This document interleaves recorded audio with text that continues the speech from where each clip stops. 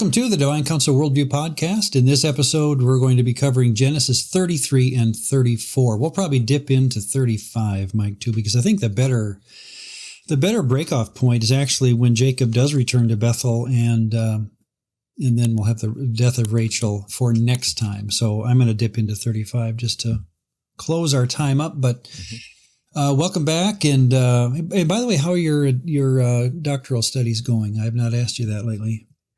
A lot of work. I'm trying to get some research done to get ready for my paper that'll be due in a couple of months. And so, yeah. What's the topic? Well, the topic I'm going to be focusing on so my doctorate is a preaching doctorate, and is especially about how to, teach and train. And in my focus on this particular paper, I think my project will be focusing somewhere around wisdom literature, and particularly on the book of Job. And so the survey that I'm trying to craft is essentially asking pastors and preachers people who preach normally, how often have you gone to the book of Job for preaching material? Have you preached from the book of Job primarily before? And so those are kind of the questions I want to ask, because I have fallen in love with the book of Job over the last couple of years. It's been a wealth of processing and metabolizing pain and grief and hardship. It's given me a lot of insight into the importance of imprecation, or basically coming before God with even angry feelings. That it's a practice that often within the evangelical church, at least here in America, we are so ill-equipped. We don't know how to really walk with people, mourn with those who are mourning. And we get afraid when people are in mourning, because then we assume this is just a pathway towards agnosticism or atheism or deconstruction. Right. And I would challenge that after my studies in wisdom literature, that it really is this is actually giving the opportunity for the person who is in pain to come to God, him or herself. That's the opposite of losing faith. It's actually faith or allegiance that is in action and embodied to a point where I really do trust that this God that I have pledged my loyalty to exists. And so because he exists, I'm going to come to him. Yeah. And I will tell him what I think or what I feel, because he will listen to me. I would argue that pain, suffering doesn't cause atheism. It's the belief that I can't go to the God that the Bible teaches about my pain that causes atheism. In other words, they're frustrated with the view they were given that God is this grandfather who sits in heaven passing out candy as though he just wants everybody happy. That view of God they know isn't true. So most people know isn't true. And in that storyline, they become agnostic or atheist. Whereas, and I think you've learned this, I've learned it, I know, and I'm still working on it, that to be faithful unto death means I can look right at a situation and I cannot make heads or tails of it for the pain that it's causing me or someone else. And I still go to God and I still talk to him about it. I still complain to him. So pain doesn't cause agnosticism. It might reveal it, but it certainly doesn't cause it. So you've got a task in front of you. That's a good one. Let's begin by actually reviewing last time very quickly. We came to 32, and it was a good example of where in the Divine Counsel worldview we have options, and the adherent to a DCW is welcome to feel out the options, make his best call, and disagree with someone to his right or left who's in the same worldview. And the 32 story of Jacob wrestling with a divine being, be it three options, I guess we kind of heard among ourselves here. Was he wrestling with a second Yahweh? Was he wrestling with a complementary divine being, Gabriel, Michael kind of being? Or was he wrestling with a nefarious, adversarial divine being? So anything else we want to say about that before we close the story on that one and move on to 33? Well, I guess I would point out, right, and I wish I mentioned it a little earlier in the last episode, but just that, the Jewish publication, and I have the JPS like commentary series as well. And I regularly refer to folks like Robert Alter because I trust that they're Jewish. This is their language. They understand their grammar a whole lot better than me as a Gentile, as a particular Chinese American Gentile.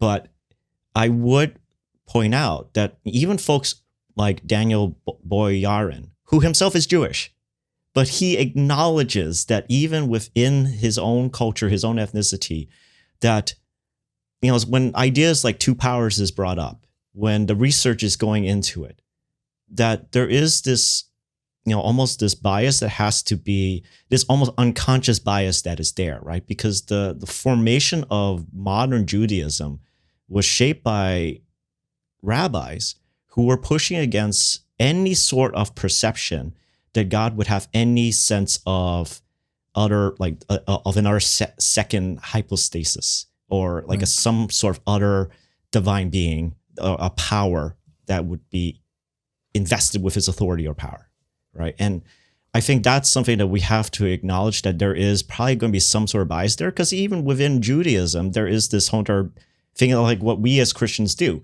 that every time we see the word God or Elohim or Theos, we assume it's going to be with a capital G.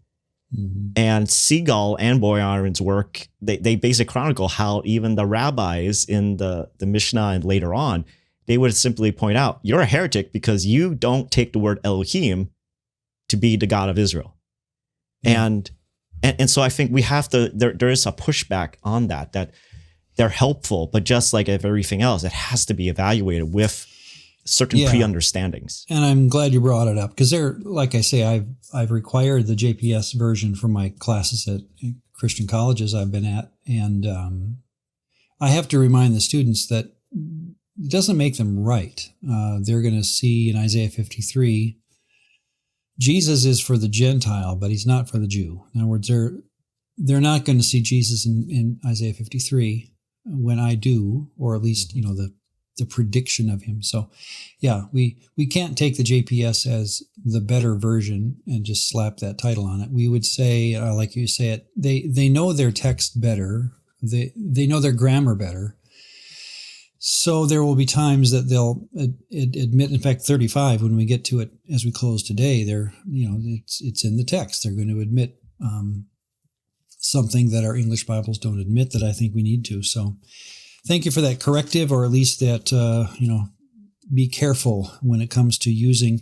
This is a common conversation, by the way, what version is best for a DCW? And we would both say, I'm sure in short order, collect them, because every version is an interpretation. Every version is an interpretation. So you always have to compare. And if you don't know Greek or Hebrew especially, the more the better. And realizing that every version has, based on its general editor and the contributors, they've got a worldview they're pushing too. So that's just to be expected.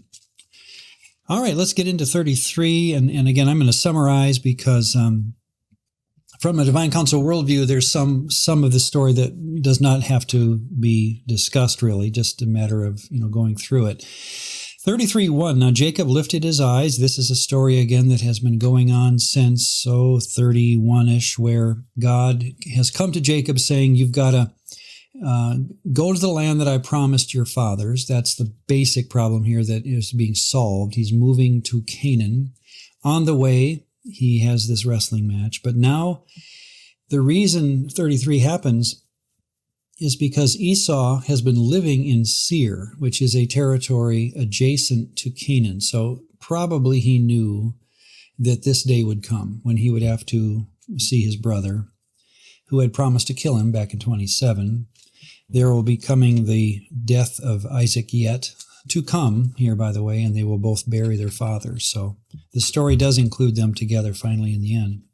But here's the actual meeting, 33:1. Now Jacob lifted his eyes and looked, and there Esau was coming, and with him 400 men. He divided the children among Leah, Rachel, and the two maidservants. All dropped down to 3.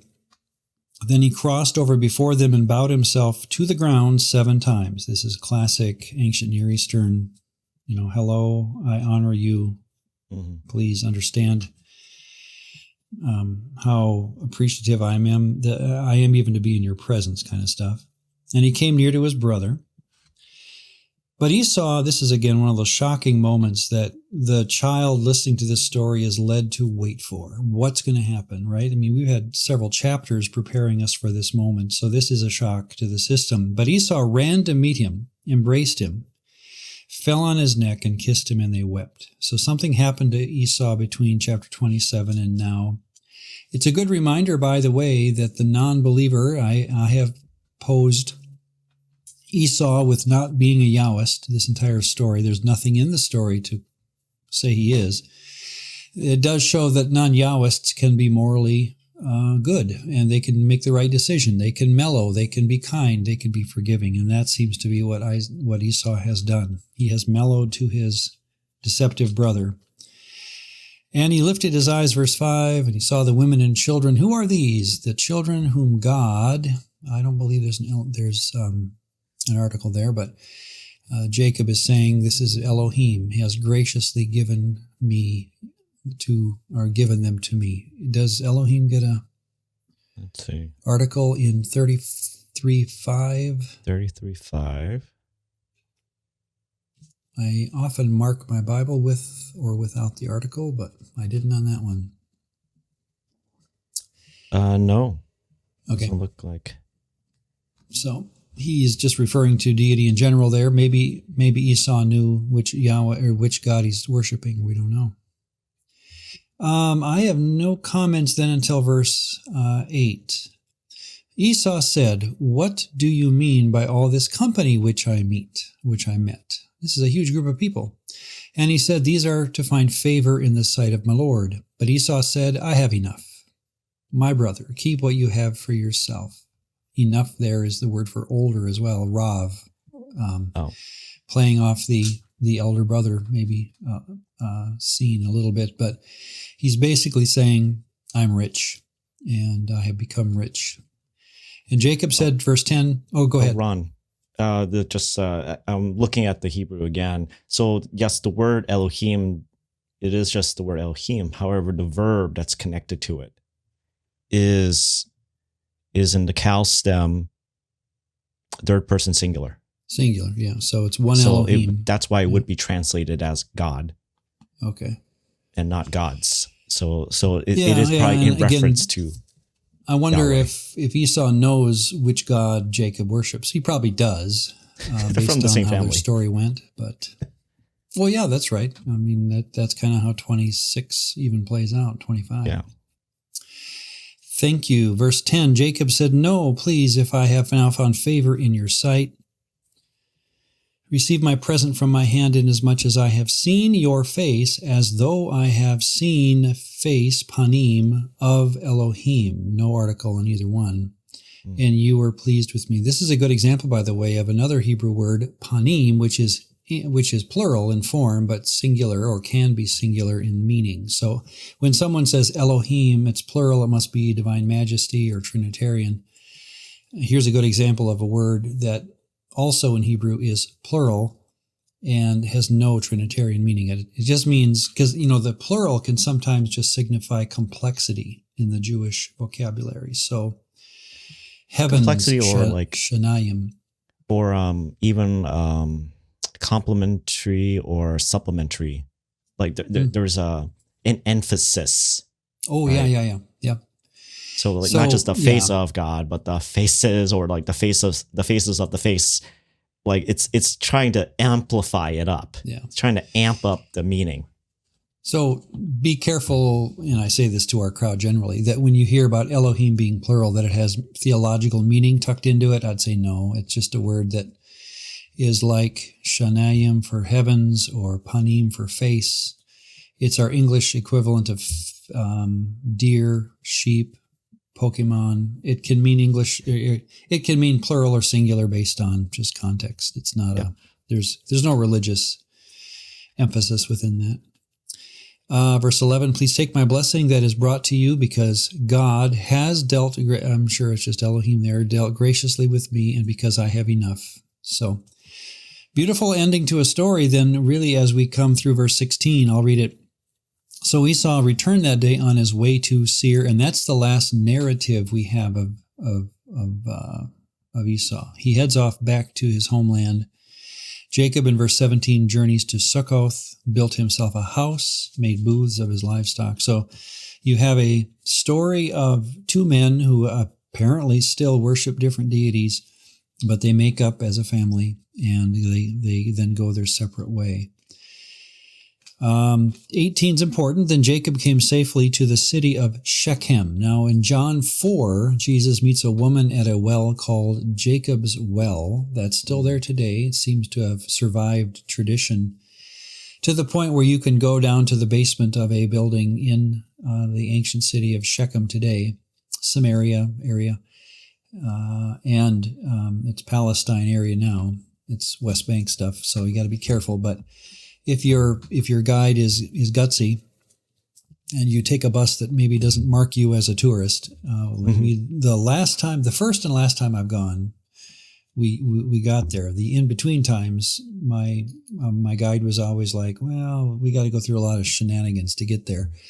But we got there, and Jacob's Well, again, it's in the basement of a building, and it seems to have been revered or locatable, through the centuries as that spot on the ground. That's here. So that's 19. He bought the parcel of land where he had pitched his tent from the children of Hamor, and thus Hamor, Shechem's father, which is mentioned in verse 19, that's a telegraphing for the story to come.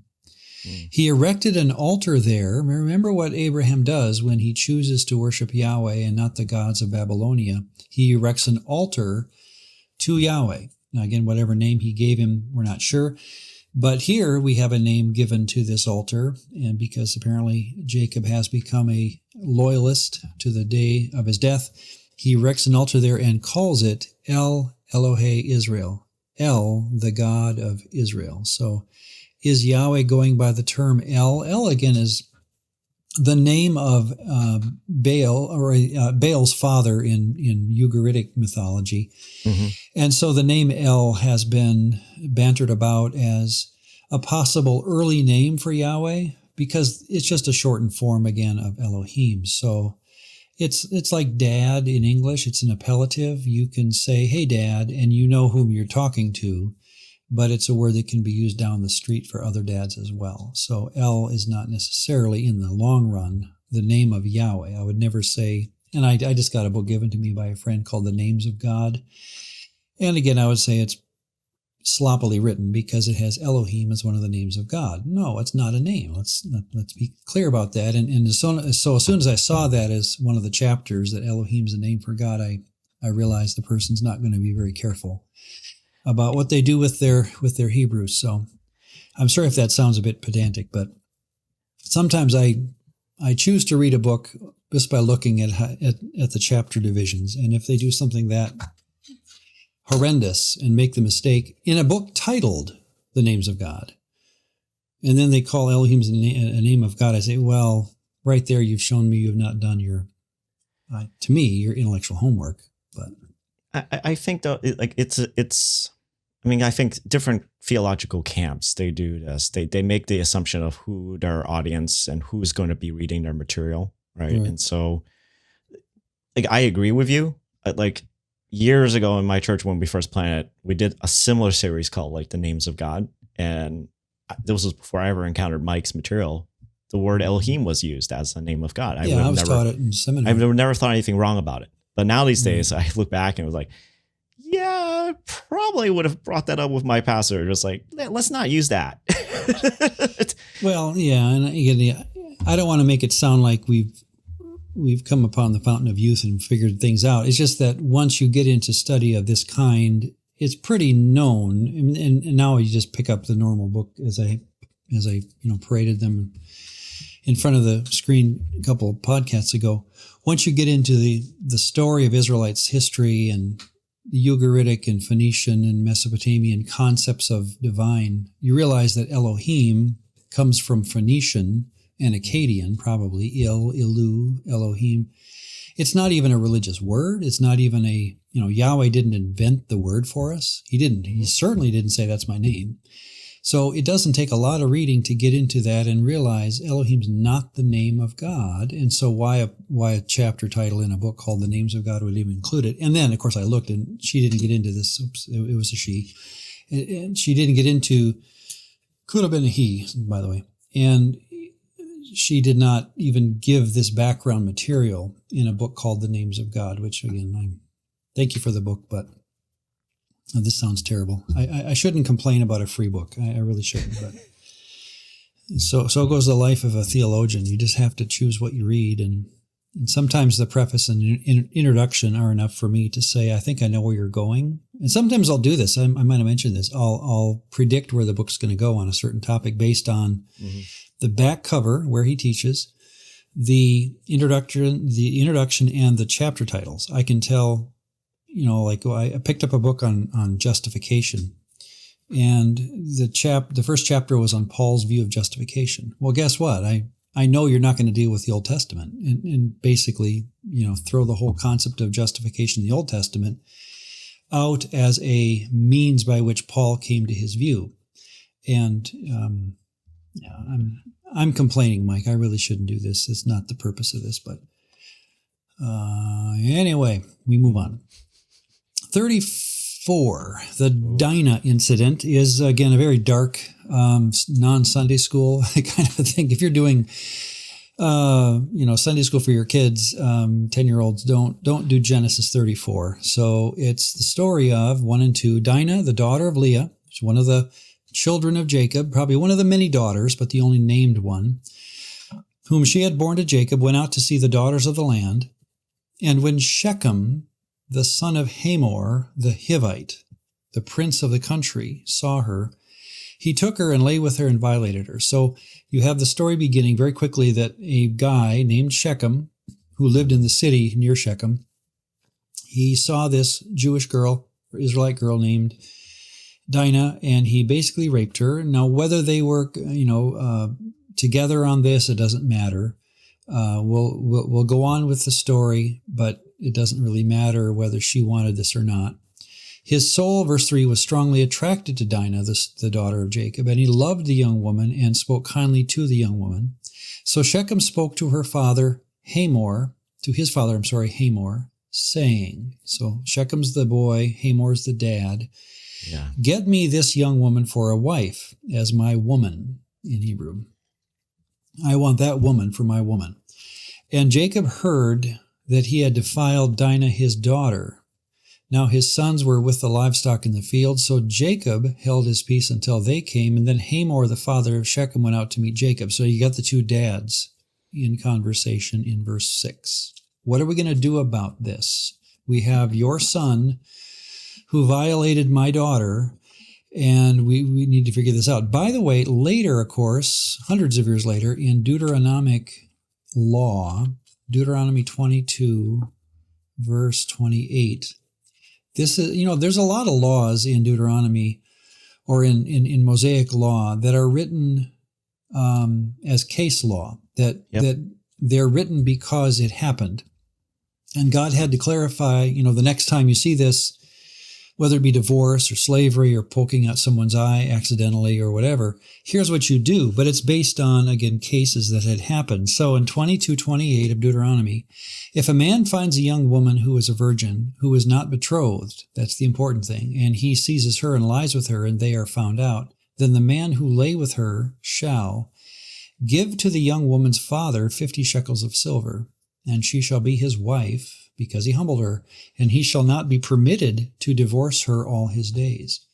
So, again, the important thing there is, compared to taking another man's wife, seventh commandment, that was, and don't be offended, ladies, actually, this is very, very congratulatory in the long run, so hear me out.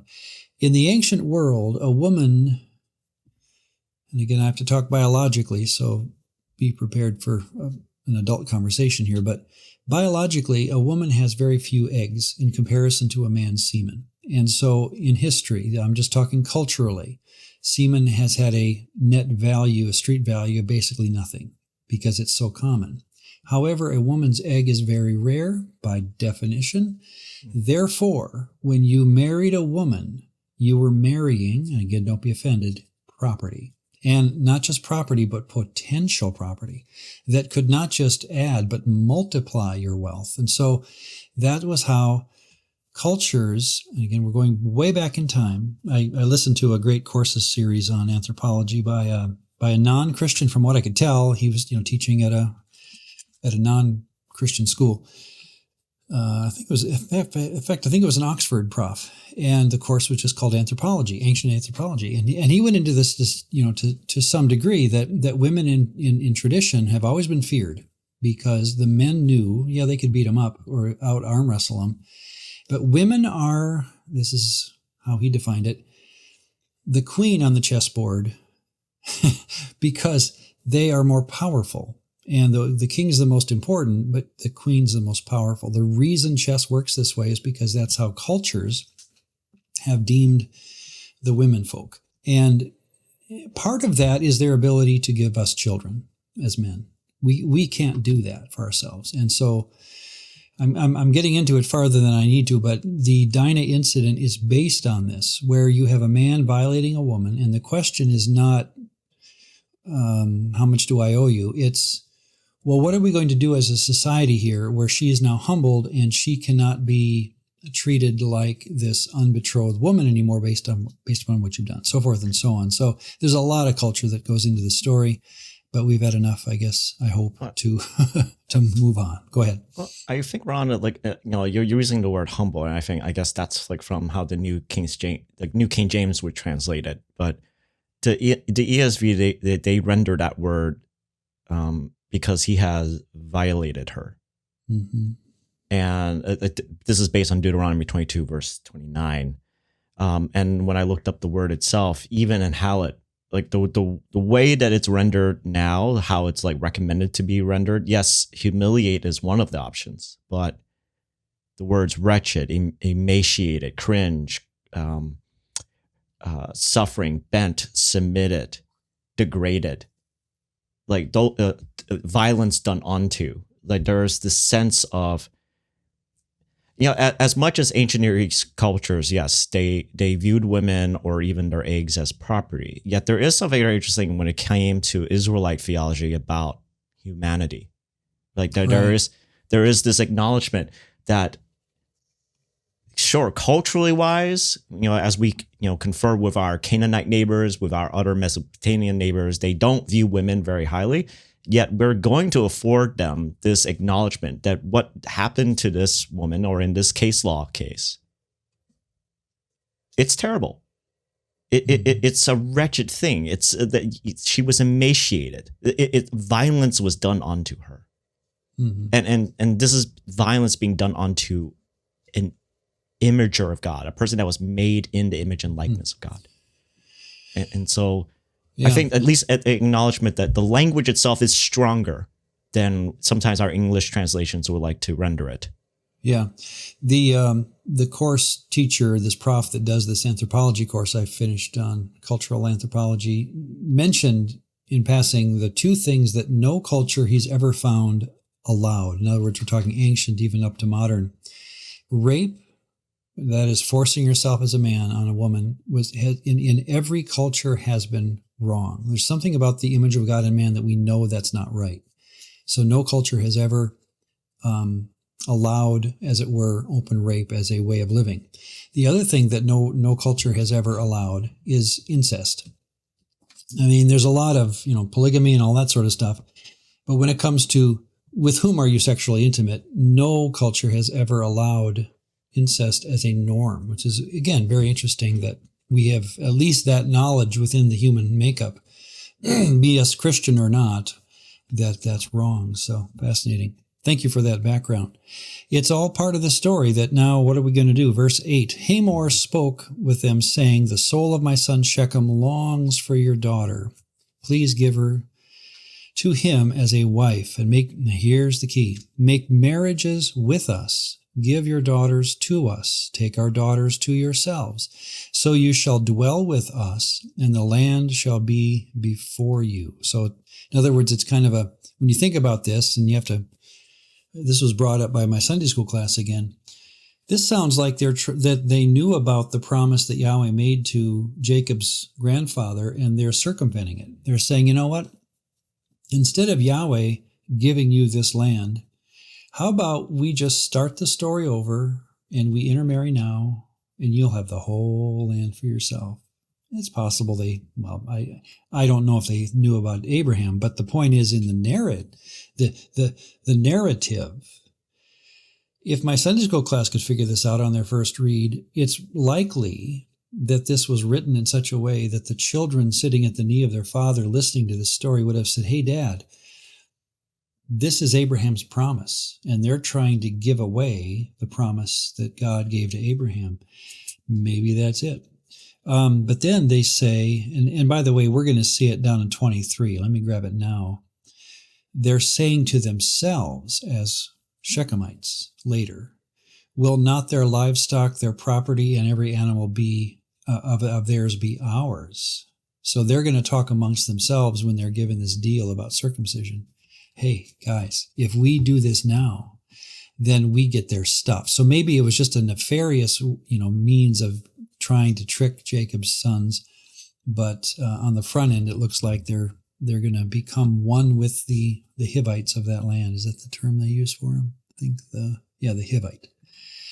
Anyway, verse 13. But the sons of Jacob answered Shechem and Hamor. Okay, that would be the 12 boys of Jacob.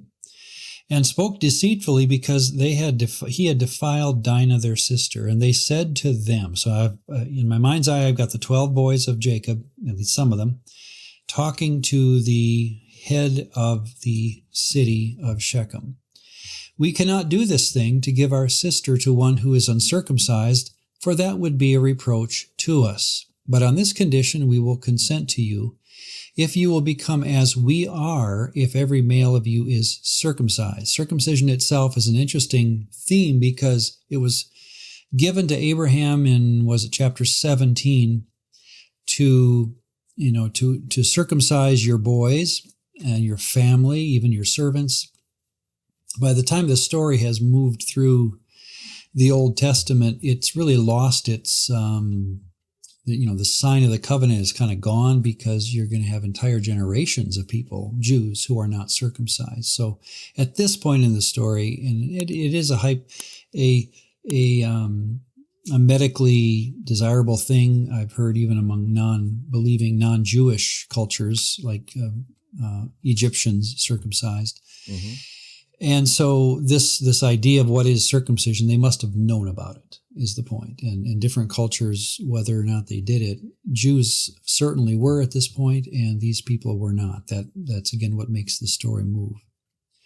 So they talk about it in verse 18. Their words pleased Hamor and Shechem, Hamor's son. So the young man did not delay to do the thing, because he delighted in Jacob's daughter. He was more honorable than all the household of his father, and Hamor and Shechem his son came to the gate of their city and spoke with the men of their city, saying, these men are at peace with us, therefore let them dwell in the land and trade in it.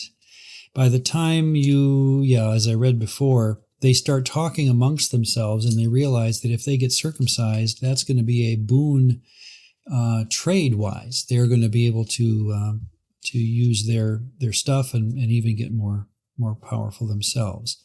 Verse 25, of course, is the key. Now it came to pass on the third day, when they, that's the men of the city, were in pain, having been circumcised, that two of the sons of Jacob, Simeon and Levi, that's the second and third boys born after Reuben, Dinah's brothers, each took his sword and came boldly to the city and killed all the males. So again, we're not talking probably a huge city, but if two men can do this, it's probably a small village in size. And they killed Hamor and Shechem, his son, with the edge of the sword, and took Dinah from Shechem's house. Verse 27, the sons of Jacob, now we might even get the other boys involved, came upon the slain and plundered the city because their sister had been defiled. 30. Then Jacob said to Simeon and Levi, and this is repeated in chapter 49, verses 5-7, when Jacob is recounting the stories of his boys and why They are to be credited or discredited for their past. Then Jacob said to Simeon and Levi, "You have troubled me by making me obnoxious among the inhabitants of the land, among the Canaanites and the Perizzites, and since I am few in number, they will gather themselves together against me. I shall be destroyed, my household and I." Now that doesn't happen, but this is the plea that Jacob makes to his second and third eldest boys, that this was a wicked thing to do. And of course, notice again that deception that has been part of Jacob's life is now being found in his sons. Verse 31, they said, "Should he treat our sister like a harlot?" ? And I read a Jewish commentary on this and among my reading, and it noted that when a Jewish text, here's a good example again of where Jews know their text better than we do. When Jews end their text or story with a question, it's meant to make you go back and reread with your ears and eyes wide open, looking for all sorts of possibilities as to what's going on deeper in the story. So, should he treat our sister like a harlot? ? And that's the last verse, of course, of the chapter. Yeah. It reminds me that 2 books of the Old Testament end with a question mark, Jonah and Nahum, both books written against Assyria, by the way. Both books, probably thus in Jewish tradition, are meant to make you ponder its meaning deeper than just a narrative or a straightforward prose piece of literature. So, interesting. Anything you want to say more about 34? It's a despicable story. As our Sunday, well, go ahead. If nothing, I've got a comment that someone brought up in our Sunday school class. I mean, I think that I like the comment that you made about how Jacob is seeing the shrewdness or the deception tactic that he's employed all his life. It's starting to show up within his own children, within his own sons. I think there is. I love the fact that you brought up about Jonah, because yes, we are supposed to go back at that question, because it's very interesting to me.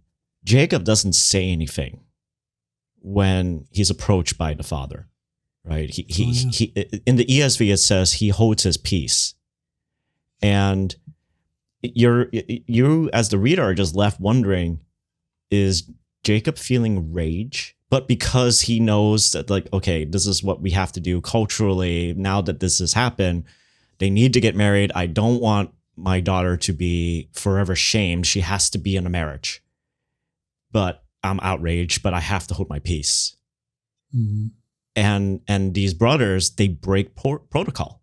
They do something that is not just a violation of hospitality, but it is really low, because they essentially took advantage of all the men within this town, village, city, however we want to imagine it, and struck them at the point when they were all incapacitated voluntarily.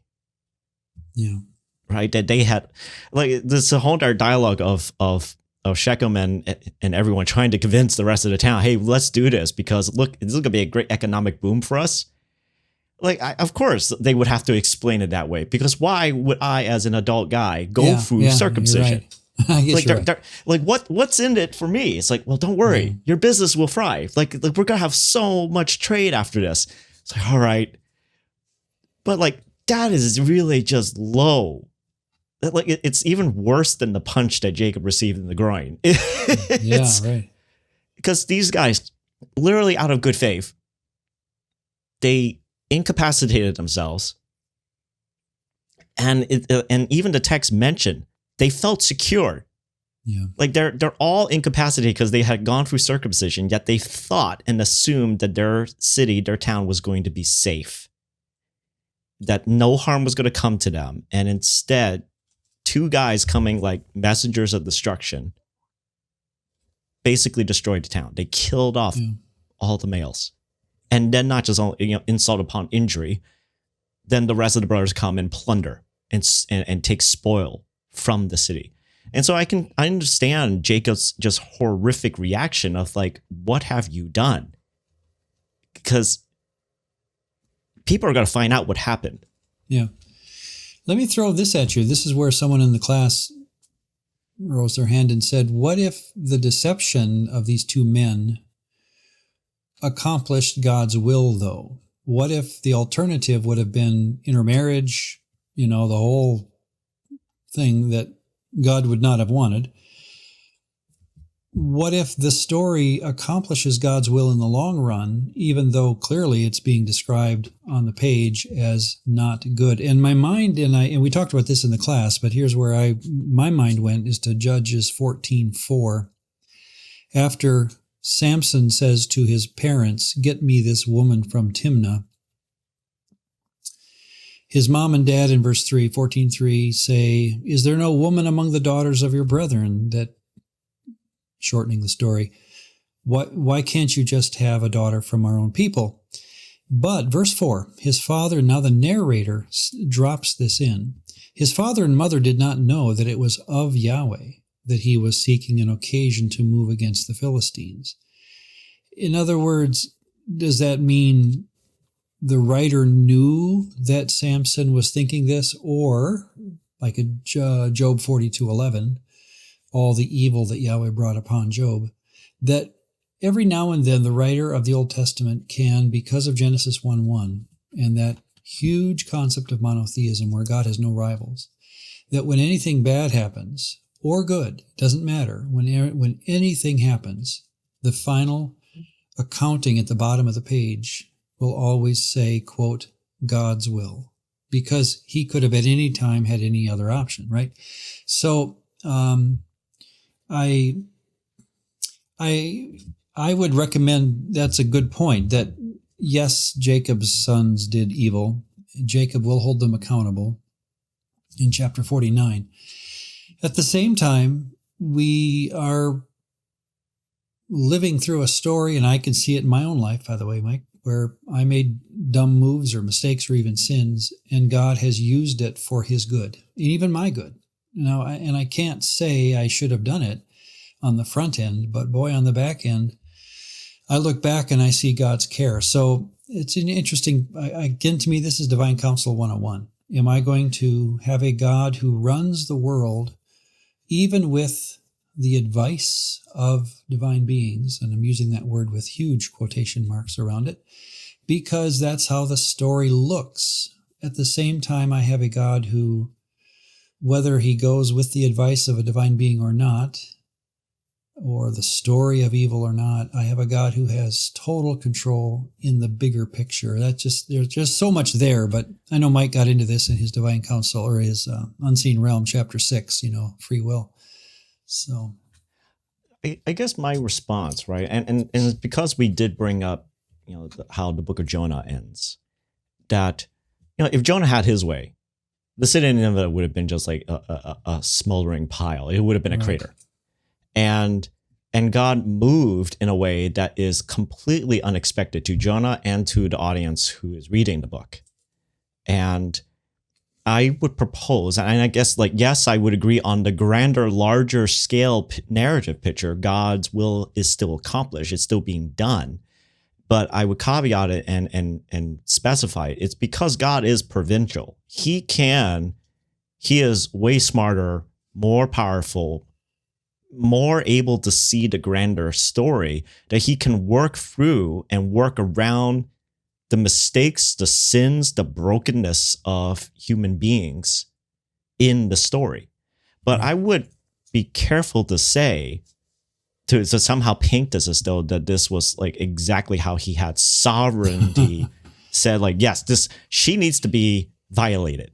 I don't think that was ever really the desire of God's heart for that. And that's where this free will conversation that Mike himself got into in chapter 6 of Unseen Realm, that I've heard causes Reformed brethren to throw the book across the room, as one guy said, because he's so frustrated by this free will thing, that to them, the readers of the book, Unseen Realm, found it completely out of bounds. Why are you bringing in free will now when that's really not the point? To Mike, it was that you had to have, to some degree, and this is Mike and I's first conversation, 40 years ago in the stairwell of our college when I got to know him.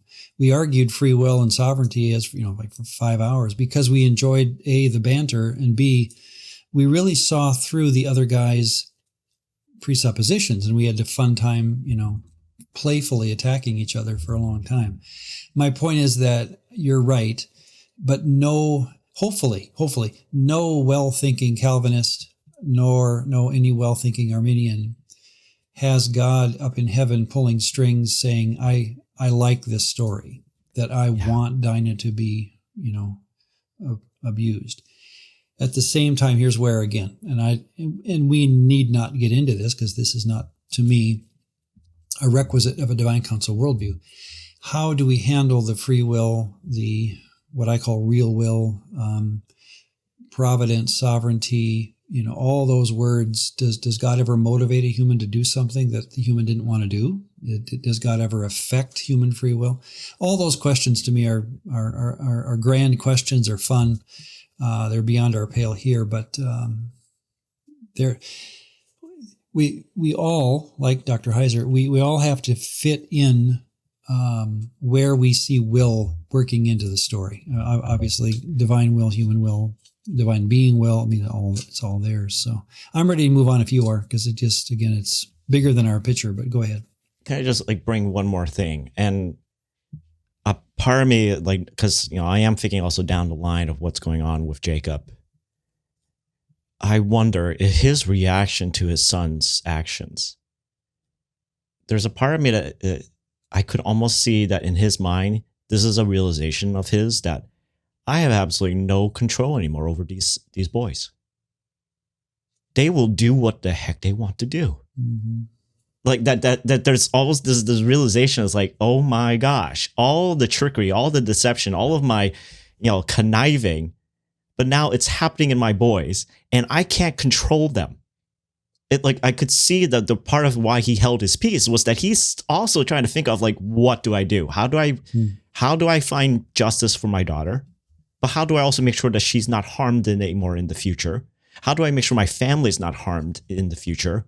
What's the best, as terrible as the options are, what is the best of all these terrible options? And then his sons do this. And he's just horrified because it was not what he predicted at all. And by the he way, couldn't control them.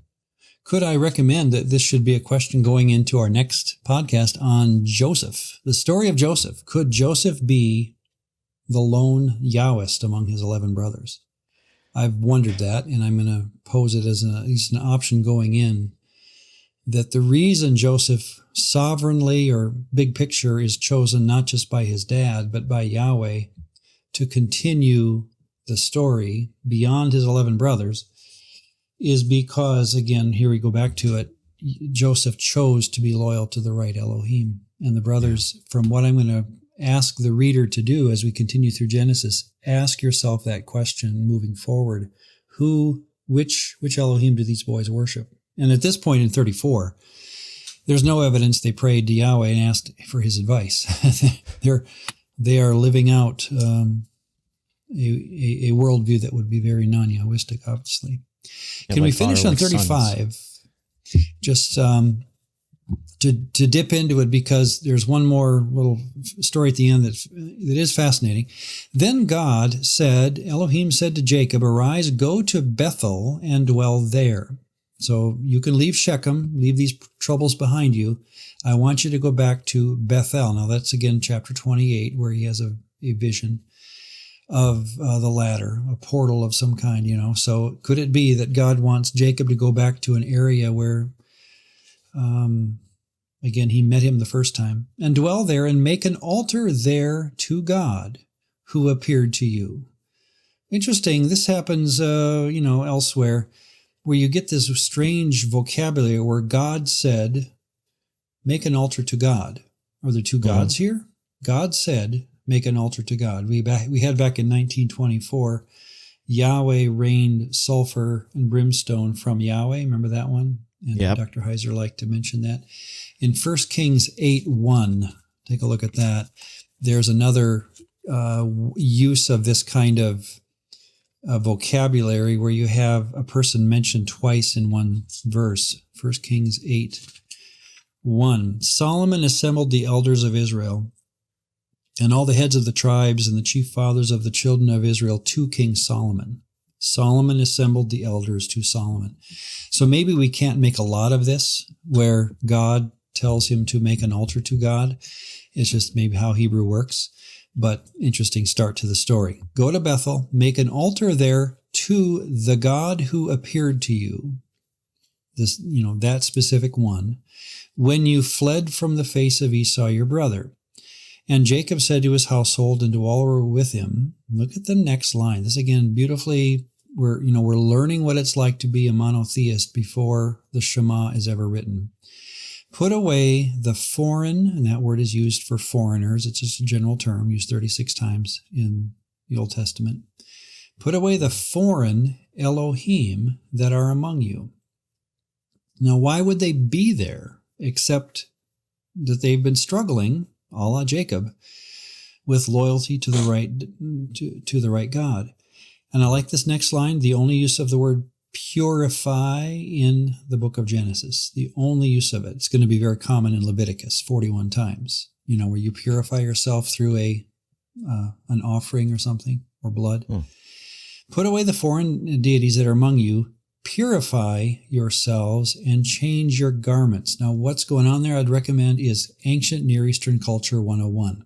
This isn't taught in the Bible. This is part of the Bible. This is how they thought as just, Mesopotamian ancients. That when you worship a deity, one of the things you do is you purify yourself, even to the point of changing your clothes, because to them, the dirtiness of the dustiness of the ground is just part of your daily life. And if you want to worship a deity, it's like going to church in your good clothes or your jeans. Which one is it? As a kid, I grew up, I always had to wear my good clothes to church. Why did we do that? It never made sense to me.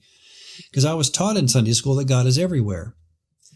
And now I'm being told to put on nice clothes to go to church. Why are you doing this to me?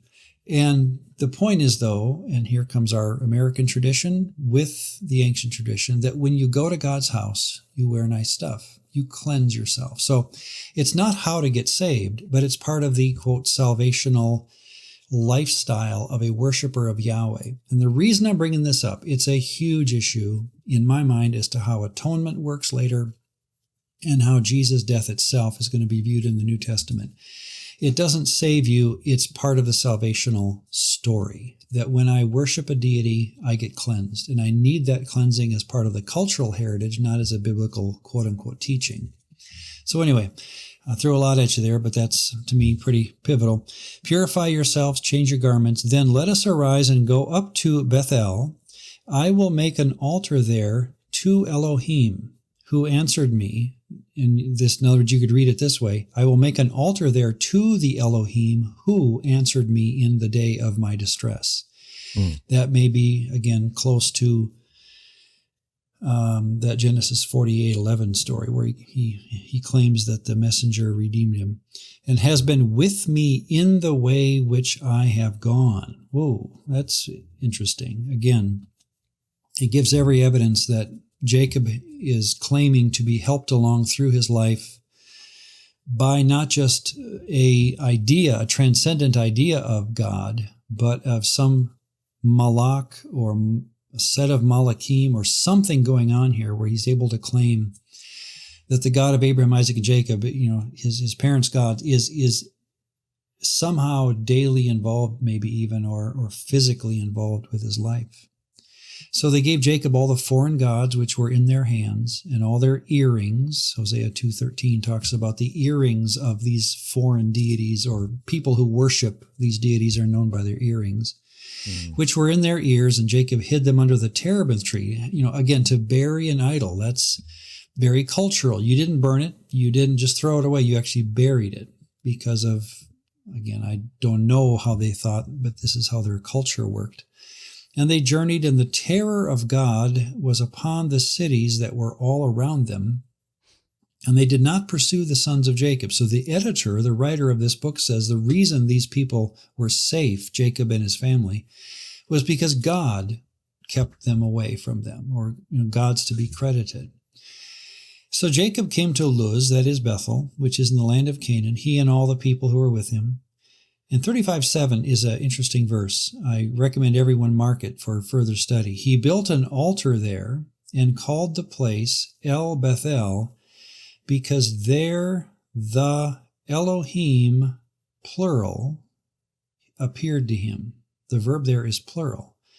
When he fled from the face of his brother. That takes it back to 28:12, when he's having this ladder vision. Mm-hmm. There is the verse then that clues us in when the Malachim are going up and down that altar. Now the text calls them Elohim. The Elohim appeared to him. That's plural. So evidence twice now, once now and once in a previous podcast, where you have the word Malachim and Elohim adjacent to each other in such a clear way that a Malachim is a Elohim on task or on a journey. Well, go ahead. I'm pretty much done. I found the beginning of 35 to be fascinating again, just in the text itself. Actually, I was just wanting just to pause for a moment because I'm trying to also verify just the grammatical point of the verb, right, for had revealed. So yeah, it is plural. So it matches with the word Elohim, or the ha Elohim, which is fascinating. So the divine beings. Yeah, take the capital G off God and 7 and put divine beings there. Yeah. Yeah, that is fascinating. Anyways, yeah. Yeah. What's weird then is in verse 9, then Elohim appeared, and that's singular, to Jacob again when he came from Paddan Aram. So appeared, I mean, maybe again you brought up this, and I'm my mind's whirling with it now, is when Jacob will say, in fact, everyone should turn to it just to get it in their mind. When Jacob is reviewing his own life, 48:15, he blessed Joseph and said, the Elohim before whom my fathers Abraham and Isaac walked, and walking there can have just a sense of lifestyle, before whom they lived.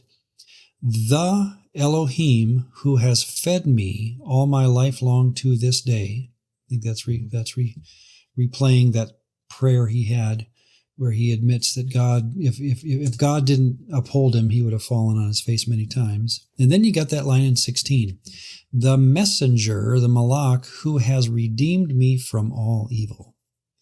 Bless, and that's a singular verb, bless the lads. Let my name be named upon them, and the name of my fathers Abraham and Isaac. Let them grow into a multitude in the midst of the earth. It's just that strange, and I know Dr. Heiser was all over this too, that strange moment where Jacob credits not just the God of my fathers, but also the malach who has redeemed me. So is that the same being? Is that a manifestation of the one being? Is that Jesus? My Bible has a capital A on angel there, of course, just to tell me that's Jesus.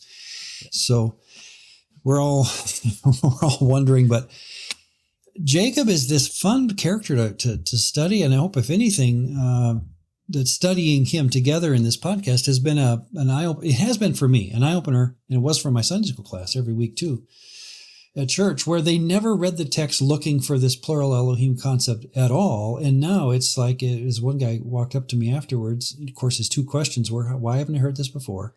And B, this changes everything. This just changes the way I read the Bible. And I smiled at the second question, and I was quite concerned about the first, because I had to admit, the fact that it has not been talked about, I don't have a good argument, except that it's just not been part of our tradition. But he was, and he's a deacon of an 800-member church, so he admitted until this becomes democratized and part of normal church activity, we probably shouldn't bring this up from the pulpit. I think, to the point about that chapter in chapter 48, right? Like, and for us as English speakers, it's hard for us to, because this is not normally how we think of when we think of poetry or writing or how things would work. But in Hebrew grammatical convention, there is this thing called parallelism. And so you have the Elohim, and then this reference to the malach. And so there's that question. It's like, wait, what are you doing? Because the parallelism is supposed to emphasize, and there is this identity that's being repeated. And so then the question is like, who or what is this malach then? This particular malach that Jacob is referencing. And and you know, you and I disagree on like which exact Malak, but obviously, at least by 48, he's thinking this Malak is a good one. Well, Jacob wins our dispute. Jacob wins it because he knows what he's talking about. Yeah, Jacob he knows who he's talking about. We're just trying to decipher, like, wait, are you talking about the one that you met at Jabbok, or are you talking about this moment? Like, what are you talking about? Part of my vision of heaven, by the way, my afterlife, is not meeting Jesus right away or God, but being able to talk to different people in order to help me understand the biblical story better. Like talking to Jacob for an afternoon and having coffee with him and going through this text together. So that I'm saying this just for fun. You know, I would love to, before I learn everything, which I envision as the glorification moment, and now I know everything. I would love to learn it first. And by doing that, I'd have to actually sit down with Isaac, Abraham, Jacob, and go through the text with him and say, so what was this? What was that? And so by the time I do meet Jesus in this vision, this silly vision I have, that my theology will be really, really, really, really good. Because right now it's not that good, but I don't know. Yeah. That's just a fun way of thinking of it. Don't know. Alrighty. Well, I'm done if you are, Mike. And what that sets us up for is now next time we'll just, review basically the family of Esau in 36. And we're not going to read it, but just review ourselves and say, okay, what we have to this point in the story before we do 37 in the story of Joseph is a rendition of which God do these people worship? Because 36 to me, and I'll throw this out for now so that when we get there, we'll have it in front of us, is 36, or what's the purpose of 36, is to set the boundaries of who these gods, or which gods these people are worshiping. So that when we get into 37 and we meet this boy named Joseph, and he says at the end of 50, you did it for evil, but God meant it for good, that we are hearing the orthopraxy of a man who had good orthodoxy, and where did he get it from? He got it from Yahweh, and that he did it in front of not just a nation of Egyptians, but 11 boys, they're his own brothers who needed to learn what monotheism really was. So I'm showing my hand, but that's where we're going. I do wonder when we got to verse 2 in this chapter, right? Because that in our previous episodes, we covered the incident between the last real time Laban and Jacob talked. And Jacob did not know that Rebekah had the teraphim, had Laban's teraphim. And I wonder, is it because of what happened at Shechem that he's now like, what, why? And he's bringing up like, okay, that's it. If any of you have any foreign gods, and I'm just in my mind's eye, I just imagine, is Rebekah like timidly revealing and finally showing to him for the first time, like, I actually had I had them. And that he had spoke out essentially a cursing against whoever had those teraphim. And anyways, it makes me remember and go back to that moment when he says, put away the foreign gods, give them all to me, I need to bury them. And the moment of discovery that his favorite wife actually was the one who stole Laban's teraphim. Right, and which then makes us think, how about his boys? Were his boys learning the ways of these foreign gods when we learn in 35:2 that they were with the family the whole time? Because we're only 2 chapters away from the Joseph story. So the boys who sell Joseph, I've always wondered,